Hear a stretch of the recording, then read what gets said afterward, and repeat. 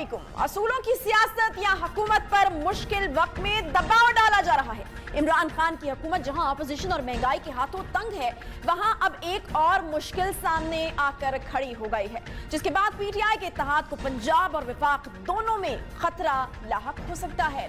हुकूमती इत्तेहादी जमात काफ लीग ने वज़ीर आज़म की तरफ से ज़ोहराने में जाने से कर दिया इनकार, और वो भी उस वक्त जब वज़ीर आज़म इमरान खान की जानिब से इस्लामाबाद में इत्तेहादी जमातों के एजाज़ में ज़ोहराना दिया गया, जिसका मकसद मुख्तलिफ कौमी और सियासी अमूर पर इत्तेहादियों को एतमाद में लेना था।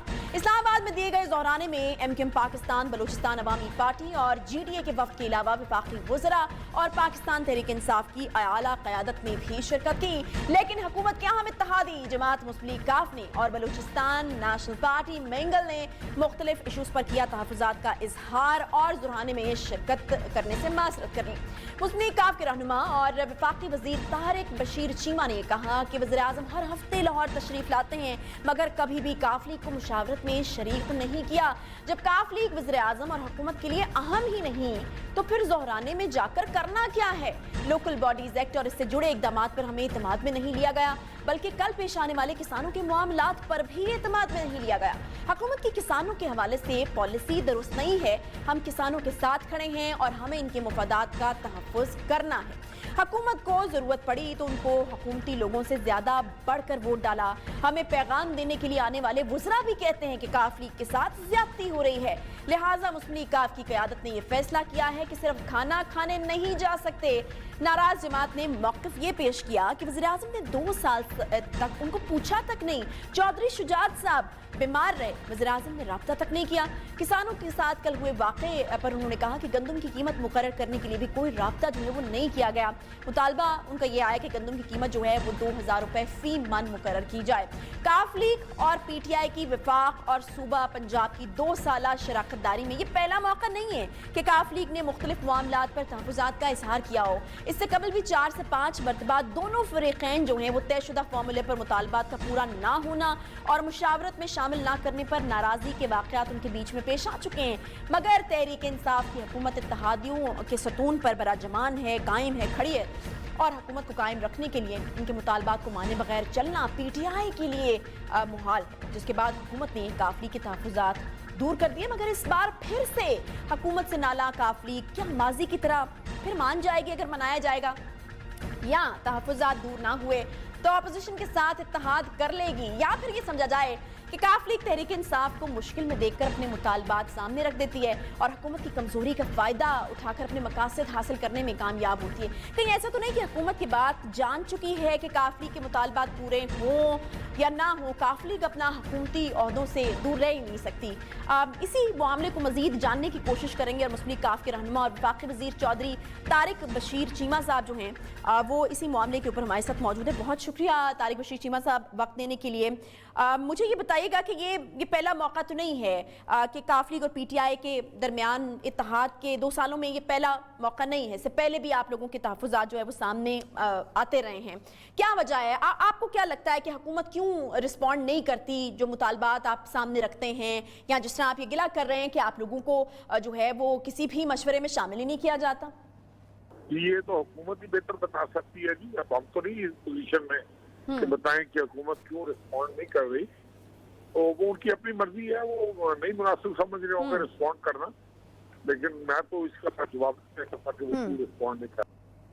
अच्छा, कुछ आप लोगों की तरफ से जो मुतालबात थे मुआहदे के तहत, अगर मैं कहूँ तो वजारतें तरक्याती फंड्स का इजरा, फिर उसमें इंतजामी कंट्रोल की जो यकीन दहानी थी वो कराई गई, जहाँ पुलिस, इंतजामी और सरकारी महकमों के अफसरान की तैनाती के हवाले से भी कुछ बातें थीं। तो मुझे ये बताइएगा कि क्या काफ लीग की जो शिकायत हैं उसी मुतालिक हैं या कुछ और भी तहफ़्फ़ुज़ात हैं आपके?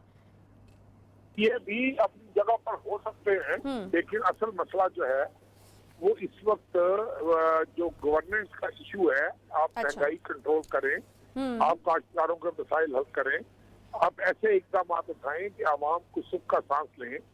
हम हुकूमत के इत्तेहादी हैं, हम तो ये सिर्फ ये बाबर कराना चाह रहे हैं कि प्लीज फॉर गॉड से कोई सेंस प्रिवेल करे, अच्छे फैसले करें, मुशावरत से करें, और ऐसा महसूस हो कि हर इत्तेहादी जमात को समझे कि फैसला साजी में वो शामिल है।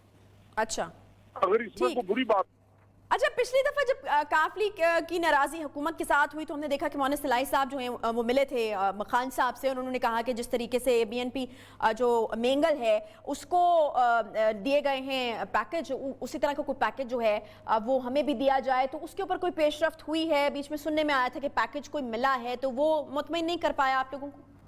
जी ये उनकी जी मेहरबानी है, उन्होंने हमें एक पैकेज दिया है और वो पैकेज एमक्यूएम को भी मिला है, वो पैकेज जीडीए को भी मिला है, वो पैकेज बलोचिस्तान अवामी पार्टी को भी मिला है, वो पैकेज अवामी मुस्लिम लीग को भी मिला है, वो पैकेज शाहजहान बुख्ती साहब की जमात को सबको मिला है। लेकिन भारत फिर भी ये कोई हमको अकेले नहीं है कि जिनको वो पैकेज दिया गया है, वो अपना, लेकिन इसके बावजूद हम उनसे मशहूर हैं तो उन्होंने एक वादा जरूर वफा हुआ है, और इसके अलावा तो मेरा नहीं ख्याल कि कोई भी वादा वफा होगा।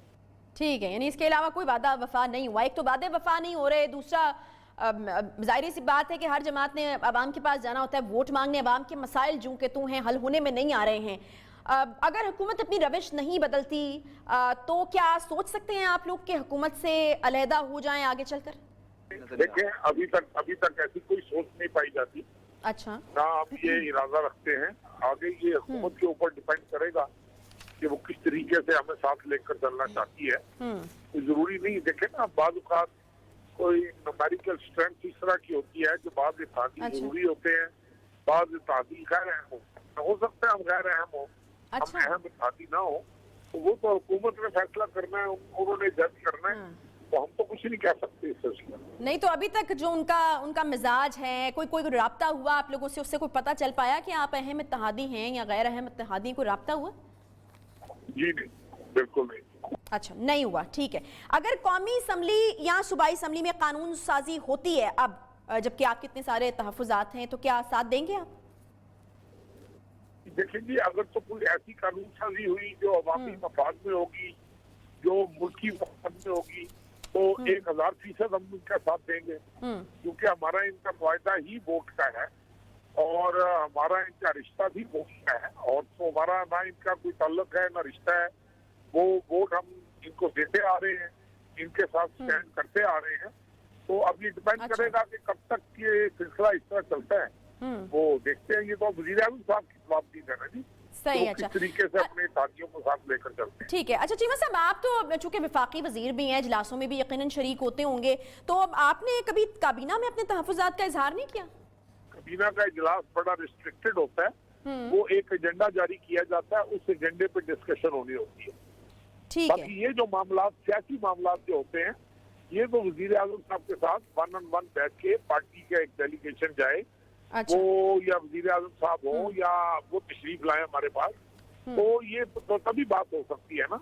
तो ये कैबिनेट मीटिंग में तो हम अपने जाती टुकड़े लेकर नहीं बैठ सकते। ठीक है जी, बहुत शुक्रिया। तारिक बशीर चीमा साहब हमारे साथ मौजूद थे। काफ लीग के तहफ़्फ़ुज़ात एक बार फिर से उभर कर सामने आए हैं और वादे वफा ना होने का गिला भी हो रहा है, और दूसरी तरफ आवाम के हवाले से जो रिलीफ नहीं दे पा रही हुकूमत, उसका गिला भी हो रहा है। बहरहाल उन्होंने बहुत क्लियरली कह दिया कि अभी तक हुकूमत की तरफ से उनसे कोई राबता जो है वो नहीं किया गया। बहरहाल एक अहम इत्तेहादी है काफ लीग हुकूमत की, और अगर काफ लीग पीछे हटती है तो हुकूमत के लिए मसाइल खड़े हो सकते हैं, तो हुकूमत को तवज्जो देने की इसके ऊपर ज़रूरत है। आगे वो बेहतर समझते हैं अपने हालात, क्योंकि एक तरफ अपोजिशन एक महाज खड़ा किए हुए, तो दूसरी तरफ बीएनपी मेंगल भी और फिर काफ लीग भी कुछ नाराज से नजर आते हैं। एक छोटा सा मुझे ब्रेक लेना, ब्रेक के बाद जब वापस आएंगे तो बात करनी है मुझे गिलगित बल्तिस्तान इलेक्शन की। मुहिम वहां पर जोरों शोर से जारी है और इलेक्शन में अभी दिन पड़े हैं काफी, लेकिन धांधली का एक शोर जो है वो वहां से उठता हुआ दिखाई दे रहा है। कुछ इस किस्म के इल्जामात भी लगाए जा रहे हैं कि जो ज़ाब्ता इखलाक है उसकी भी धज्जियां उड़ाई जा रही हैं और इलेक्शन कमीशन जो है वो कोई नोटिस नहीं ले रहा है। इस पर मुझे बात करनी है, एक छोटा सा ब्रेक लूंगी, वापस आते हैं इस ब्रेक के बाद, साथ रहिए।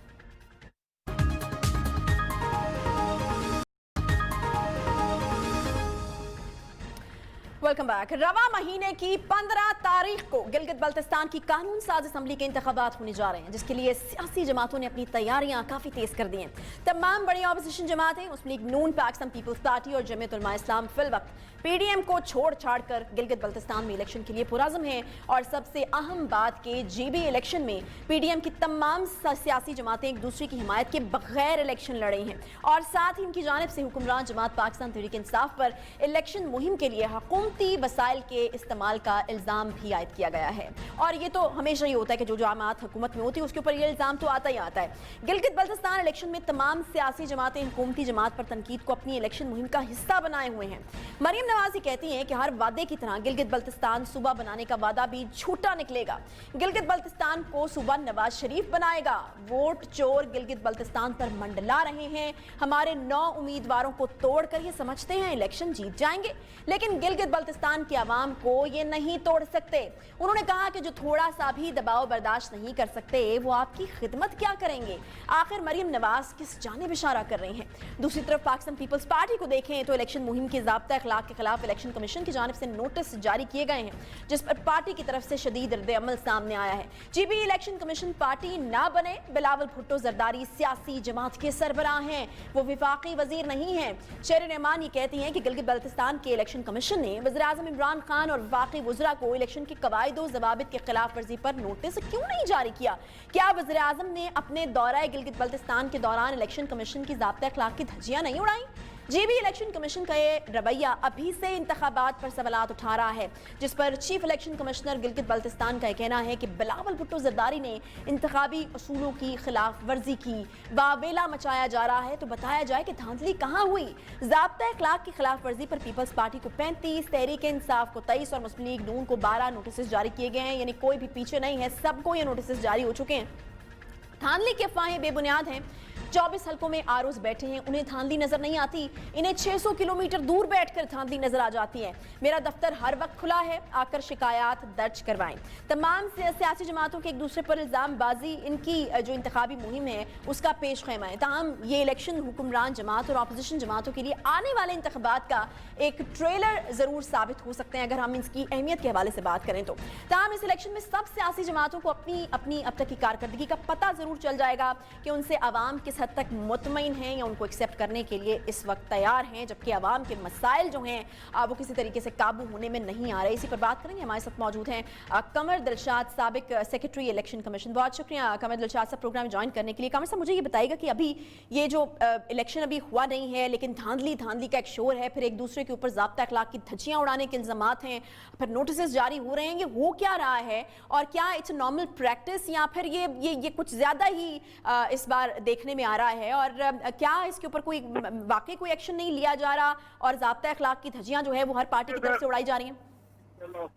असूली तौर पर गिलगित बल्तिस्तान के जो चीफ इलेक्शन कमिश्नर ने जो कल पर प्रेस कॉन्फ्रेंस की है वो इंतहाई गैर मुतासिर।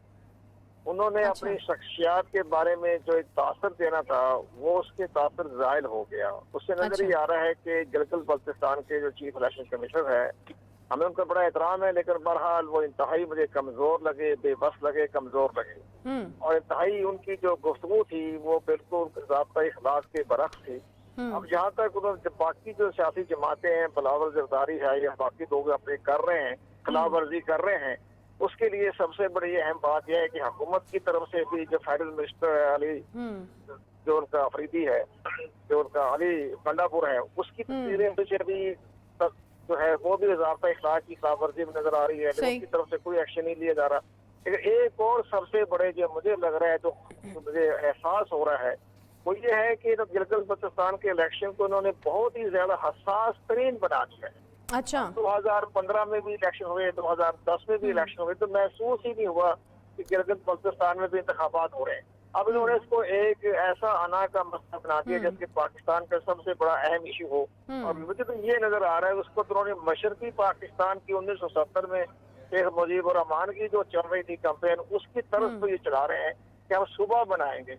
अब सूबा बनाना जो है वो किसी सियासी पार्टी के बस में नहीं है, जिसमें आइन के आर्टिकल 1 में तरमीम करनी पड़ेगी। उसके लिए तमाम सियासी जमातों को भी, स्टेक होल्डर को भी और बोर्ड करना पड़ेगा, और साथ साथ आजाद कश्मीर की जो हुकूमत है, सियासी पार्टियां हैं, वो भी गिलगित बल्तिस्तान को सूबा बनाने के हक में नहीं है। अच्छा कमर साहब, एक और चीज, ये तासुर हमेशा ही मौजूद रहता है कि जिसकी वफाक में हुकूमत होती है बारे में उसको तायद नहीं कर रही, तो फेडरल वफाकी हुकूमत या जरदारी पार्टी या तहरीक इंसाफ कैसे उसको सूबा बना सकती?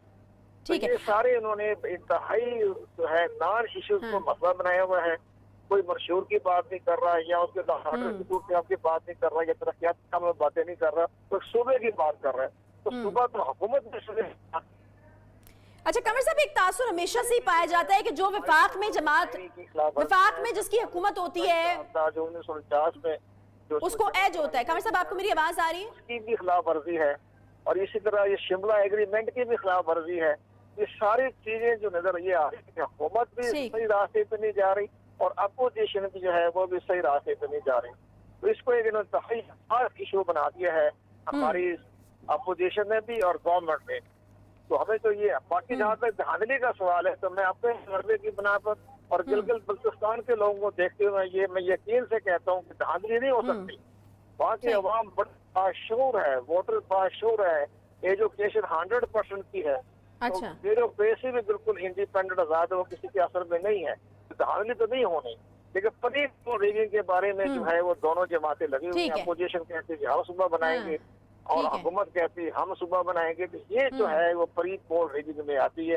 اس طرح کے نعرے جو آئین کی وہ اس کے حدود کو کراس کر رہی ہے، درست نہیں نظر آ رہا ہے. بہت شکریہ قمر دلشاد صاحب ہمارے ساتھ موجود تھے اور اپنا ایک ویو دے رہے تھے کہ کس طریقے سے جو وہاں پہ کیمپین کی جا رہی ہے، ایک دوسرے پر الزامات کی ایک بوچھاڑ جو ہے وہ جاری ہے. عوام کی بات نہیں ہو رہی، منشور کی بات نہیں ہو رہی، لیکن ایک دوسرے کے اوپر الزامات جو ہیں وہ لگائے جا رہے ہیں. بہرحال قمر دلشاد صاحب جو ہیں وہ سیکرٹری جو الیکشن کمیشن ہیں ان کے رول سے بھی وہ مطمئن نظر نہیں آئے. انہوں نے کہا کہ وہ غیر متاثر کن تھی ان کی جو پریس کانفرنس کی. ایک چھوٹا سا مجھے بریک لینا ہے اور امریکن الیکشنز کو تو کسی طریقے سے بھی مس نہیں کیا جا سکتا کیونکہ وہاں پر جو ہے ابھی چیزیں جو ہیں بڑی تیزی سے بدل رہی ہیں.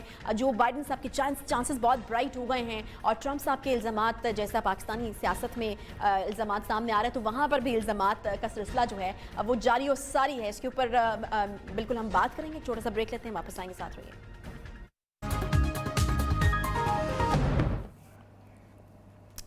کون ہوگا 52 ریاستوں یعنی یونائیٹڈ اسٹیٹس آف امریکہ کا نیا صدر، جو بائیڈن یا ٹرمپ؟ امریکہ کے 59ویں صدارتی انتخاب میں تقریباً تمام ریاستوں میں ووٹنگ کا عمل مکمل ہو چکا. 50 میں سے 43 ریاستوں کے متوقع نتائج جاری کر دیے گئے ہیں جن کے مطابق ڈیموکریٹک پارٹی کے امیدوار جو بائیڈن کے پاس فی الوقت 243 الیکٹورل کالج ووٹ ہیں، جبکہ صدر ٹرمپ جو ہیں وہ 214 ووٹ حاصل کر چکے ہیں. متوقع نتائج کے مطابق ایریزونا، جارجیا، وسکانسن اور پنسلوینیا میں امریکی ریاستوں میں دونوں امیدواروں کے درمیان کڑا مقابلہ ہو سکتا ہے.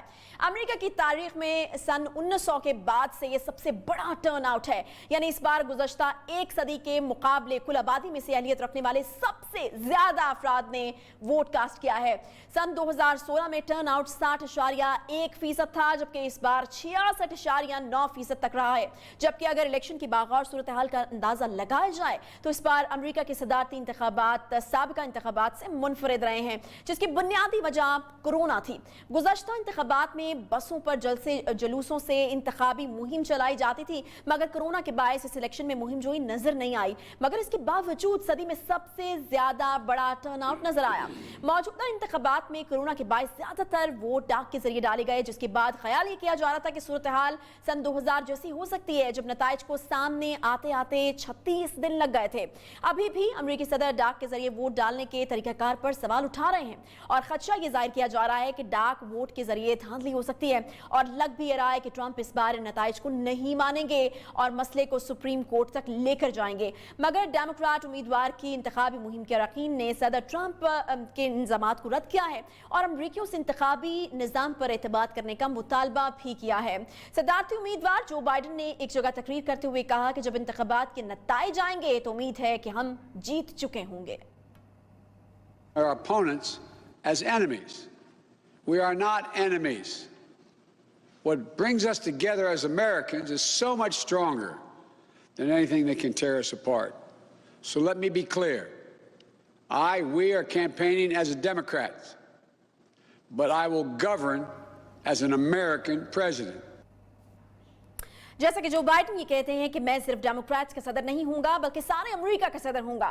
کیا جو بائیڈن اسی پالیسی کو لے کر دوسری دنیا اور پاکستان کے ساتھ دونوں ممالک کے تعلقات کو بھی لے کر چلیں گے؟ لگ ایسا رہا ہے کہ اگر جو بائیڈن اقتدار میں آتے ہیں تو پاکستان اور امریکہ کے درمیان جو سفارتی تعلقات ہیں خصوصاً افغانستان کو لے کر کے ان میں بہتری دیکھی جا سکتی ہے اور اس کی ایک وجہ ان کا پریویسلی پاکستان کے ساتھ کام کرنا بھی ہو سکتی ہے. مگر یہ انتخابات کے بعد حالات اس کا تعین یقیناً کریں گے.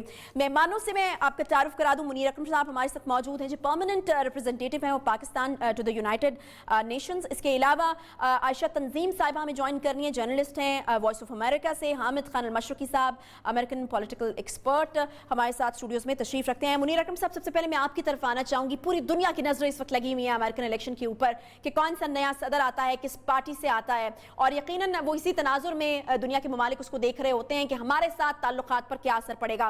पाकिस्तान के हवाले से अगर मैं बात करूं मुनीर साहब, तो अभी चीज़ें काफ़ी हद तक वाज़ेह नज़र आ रही हैं कि जो बाइडन साहब जो हैं वो अगले सदर होने वाले अमेरिका के, उनके आने के बाद, उनकी पार्टी की हुकूमत आने के बाद ताल्लुकात किस किस्म के हो सकते हैं पाकिस्तान के साथ? कुछ बेहतरी की उम्मीद की जा सकती है? जरूर बेहतरी की उम्मीद तो हर वक्त रखना चाहिए, और हमारी कोशिश ये रहनी चाहिए कि अमेरिका के साथ ताल्लुकात बेहतर हो सकें। पर हमने ये भी देखना है कि इस पे लिमिटेशंस हैं। जो स्ट्रेटेजिक रिलेशनशिप्स हैं उसको भी नज़र में रखना चाहिए। अमेरिका ने एक स्ट्रेटेजिक रिलेशनशिप हिंदुस्तान के साथ बनाई भी है पिछले 15 साल से। वो मेरे ख्याल में बदलेगी नहीं। पर बाइडन साहब की जो कुछ स्टेटमेंट्स हैं उनकी तवज्जो ह्यूमन राइट्स पे ज्यादा हैं। तो शायद जो कश्मीर वगैरह में जो ह्यूमन राइट्स की खिलाफ वर्जी हो रही है उस पे शायद ज्यादा थोड़ी सी उनकी नजर हो, और उससे कुछ हिमायत की हम एहसास हम कर सकते हैं। पर स्ट्रेटेजिक पैरामीटर्स जो हैं वो बदलेंगी नहीं।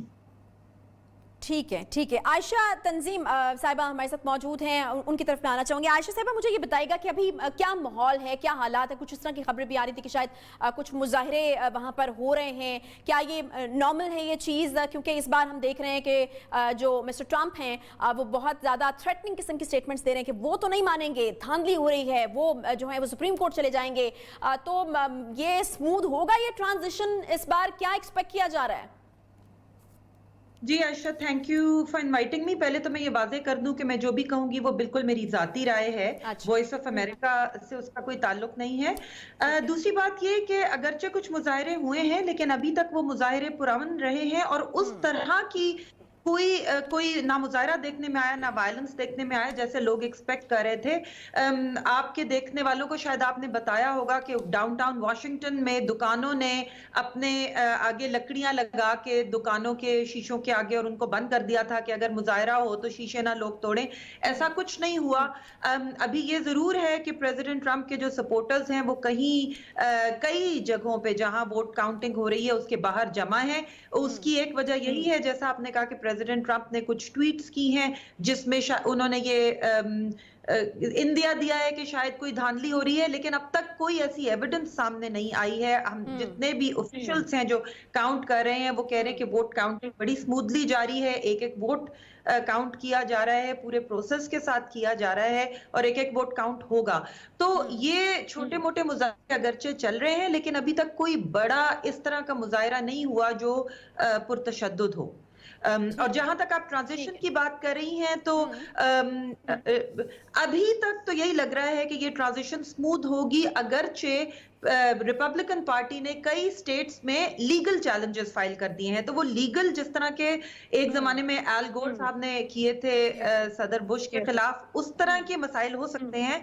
अभी तक फिलहाल कोई तशद्दुद की हमने लहर नहीं देखी और किसी जगह ये नहीं देखा कि बात हाथ से निकली हो। ठीक है हामिद साहब, आपकी तरफ मैं आऊंगी, और आपसे तो बड़ी डिटेल्ड डिस्कशन इस हवाले से होती रही है ट्रांसमिशन के दौरान भी, पहले भी बड़े आप इस पॉइंट के ऊपर थे जी, ट्रंप साहब जीत रहे हैं। मुझे बताइए कि क्या हुआ और अब आगे क्या होने जा रहा है? जो 3-4 रियासतों के हवाले से कहा जा रहा है कि इंपॉर्टेंट है, रिजल्ट आने बाकी हैं, वो मुझे नहीं लगता कि आप कोई असर डालेंगी।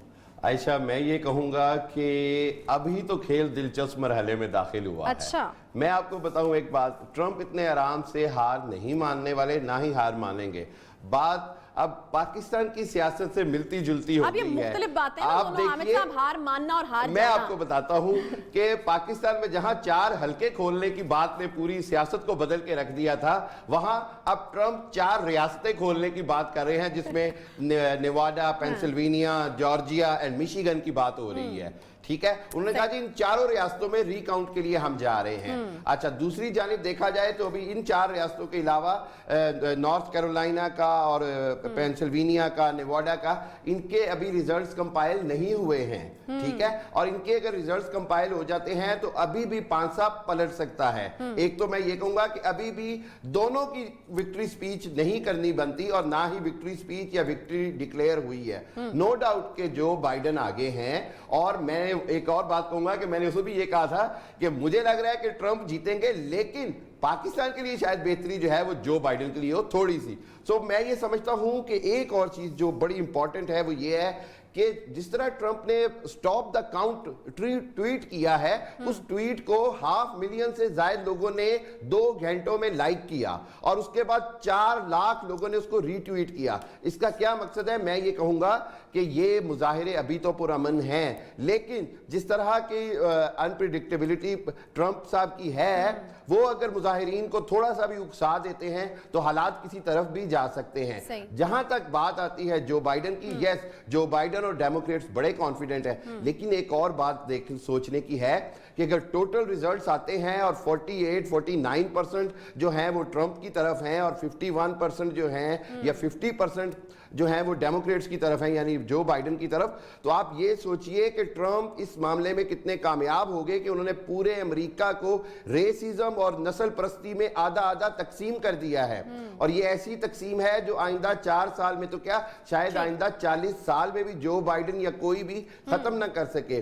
اس نسل پرستی کی وجہ سے ہی جتنی بھی مڈ ویسٹ کی ریاستیں ہیں، اگر آپ میپ دیکھیں تو پورا مڈ ویسٹ ریڈ ہو گیا ہے. حامد صاحب، واپس میں آپ کی طرف آؤں گی. منیر اکرم صاحب، میں آپ سے یہ جاننا چاہوں گی کہ جو بائیڈن صاحب، جو کہ ایکسپیکٹڈ ہے کہ اگلے صدر منتخب ہو جائیں گے امریکہ کے، ان کا ایک تعارف پاکستانیوں کے لیے خاص طور پر یہ بھی ہے کہ وہ ہمیشہ پاکستان سے ڈو مور کا مطالبہ کرتے رہے ہیں. پھر کچھ لوگوں کا خیال یہ بھی ہے کہ شاید ان کی ایک ہسٹری ہے پاکستان کے ساتھ ورکنگ ریلیشن شپ کی.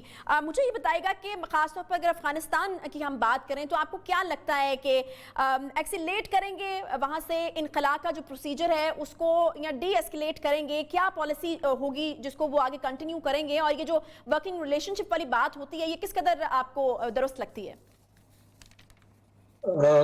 جی، افغانستان میں جو مذاکرات جو ہم نے فیسیلیٹیٹ کروائے ہیں، وہ مذاکرات ایک بہت مشکل دور سے گزر رہی ہیں، کیونکہ آپس میں جو افغان پارٹیز ہیں وہ آپس میں صلح کرنے سے بہت ایک مشکل نظر آتا ہے.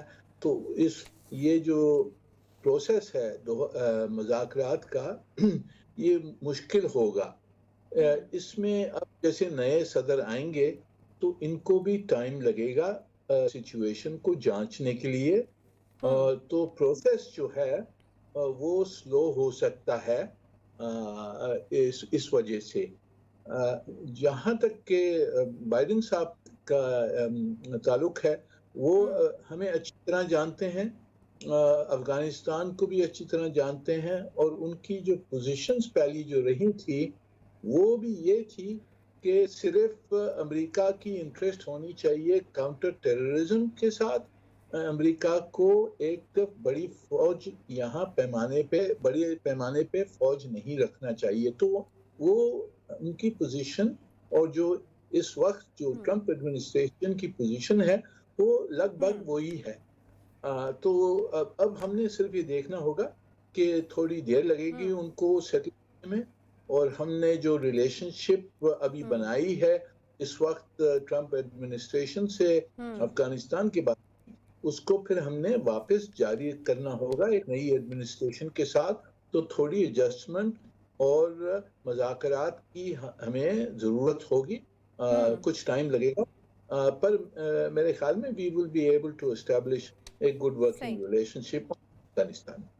अच्छा मुनीर अकरम साहब, मुझे ये बताएगा कि ये चाइना के साथ जो पॉलिसी अमेरिका लेकर अभी चल रहा है, आपको लगता है कि अगर जो बाइडेन साहब आ जाते हैं तो इस पॉलिसी में कोई शिफ्ट आएगा या फिर उसी तरीके से उसको कंटिन्यू किया जाएगा? फिर सी पैक के हवाले से रिलेशनशिप पाकिस्तान और चाइना का, उसको लेकर के जो बाइडेन की पॉलिसी में क्या कोई शिफ्ट आ सकता है या वही एक तसलसल बरकरार रहेगा जो कि पहले से चल रहा था? जहाँ तक कि चीन का ताल्लुक है, मेरे ख्याल में अमेरिका में इस वक्त एक कंसेंसस है कि चीन एक राइवल ताकत है और जिससे उन्होंने कम्पीट करना है। अब वो कंपटीशन की जो मुआहदे हैं, जो कंपटीशन की जो बेसिस है, वो बदल सकती। बाइडेन साहब का जो अप्रोच है वो शायद थोड़ा सा ठंडक ले आए, जो इस वक्त बहुत टेंशन्स आगे बढ़ गई हैं, तो शायद उनका जो अप्रोच हो वो ज्यादा एक एस्टैब्लिश्ड प्रोसेस के तहत वो राइवलरी करने चाहेंगे। पर जहाँ तक के सीपेक का जो मसला है, उसमें हमारी डिप्लोमेसी को जारी रखना पड़ेगा। हमें तेजी से नई एडमिनिस्ट्रेशन को समझाना होगा कि सीपैक का फायदा सबका है। सीपैक का फायदा ना सिर्फ पाकिस्तान और चाइना का है, अफगानिस्तान का भी होगा और पूरी दुनिया का होगा तिजारत में। तो ये हमने उनको कन्विंस करने की कोशिश हमने करनी पड़ेगी। ठीक, बहुत शुक्रिया मुनीर अकरम साहब हमारे साथ मौजूद थे। आयशा, मैं आपकी तरफ आऊंगी क्योंकि सबकी नज़रें इस वक्त लगी हुई हैं कि अगला सदर कौन होगा और फिर कुछ तो चीज़ें एक्सपेक्ट भी की जा रही हैं, लेकिन फिर भी वो एक चीज़ होती है कि जानना होता है कि ऑफिशियल अनाउंसमेंट कब होगी और कितना वक्त लगेगा, क्योंकि एक्सपेक्ट किया जा रहा था अर्ली वोटिंग की वजह से कि शायद डिले हो सकता है। तो कितना डिले हो सकता है और कब ऑफिशियली जो है वो चीज़ें अनाउंस करने की पोजीशन में हो जाएगा अमेरिका कि ये उनका अगला नया प्रेसिडेंट है? देखिए, इसमें एक दिन भी लग सकता है, इसमें 3-4 दिन भी लग सकते हैं। जो चंद बैटल ग्राउंड स्टेट्स हैं उसमें मार्जिन इतने कम हैं, कहीं तो सिर्फ चंद हजार वोटों का फर्क है, कहीं 15,000 से भी कम का फर्क है, कहीं 10,000 से भी कम का फर्क है। तो इसलिए मार्जिन इतने कम हैं कि किसी भी तरफ पासा पलट सकता है। तो एक वोट, और अभी बहुत सारे मेल इन बैलेट्स हैं जिनको काउंट करना बाकी है। मैं ये भी याद करा दूं आपको कि ये जो प्रोजेक्शंस भी हो रही हैं और अनाउंसमेंट्स, ये ऑफिशियल नहीं है। असल में जो अमेरिकी सदर मुंतखब होता है वो इलेक्टोर्स मुंतखब करते हैं, वो कोई 10 जनवरी के करीब मिलते हैं और तब वो वोट डालते हैं। और जो असल ऑफिशियल नतीजा है वो तो कहीं जनवरी में जाके जब अमेरिकी कांग्रेस उसको वो रेटिफाई करती है। तो ये जो सारी प्रोजेक्शंस हैं वो आपको अगले, लेकिन मेरा ख्याल है कि कल तक कुछ पोजीशन वाजे हो जाएगी। कल इस वक्त तक शायद आपको कुछ हालात और ज्यादा। बहुत शुक्रिया आयशा तंजीम हमारे साथ मौजूद थी, हामिद खान अल-मशरकी साहब और मुनीर अकरम साहब तो हमारे साथ मौजूद थे। आप तीनों मेहमानों का बहुत शुक्रिया। इसके साथ ही प्रोग्राम का वक्त खत्म होता है। आपसे इंशाल्लाह अगले हफ्ते मुलाकात होगी। ख्याल रखिए अपना। अल्लाह हाफ़िज़।